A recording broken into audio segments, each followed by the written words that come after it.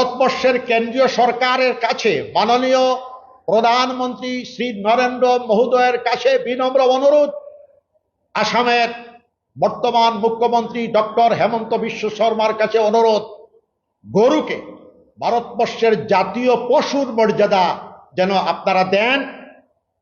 গরু যেন জবাই না হয়, জাতীয় পশু সম্পদ এর মর্যাদা দেওয়ার জন্য আমি অনুরোধ করছি। সেটার জন্য এটা আপনারা কেন্দ্রীয় সরকার এবং স্টেট সরকারে বিল পাস করতে পারেন, আমার প্রার্থনা থাকবে। পশু হত্যার পক্ষে আমি না।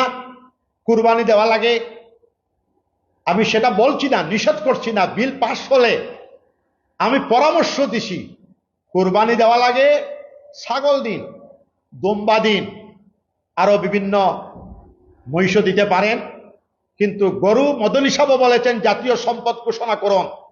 আমিও মদনী সাহেবের সুরে সুর মিলাইয়া এবং নিজস্ব শান্তি মিশনের প্ল্যাটফর্ম থেকে বলছি, ভারতবর্ষের জাতীয় পশু হিসাবে মর্যাদা দিয়া আপনারা বিল পাস করুন দিল্লিতে, সেন্ট্রালে, লোকসভায় এবং বিধানসভায়।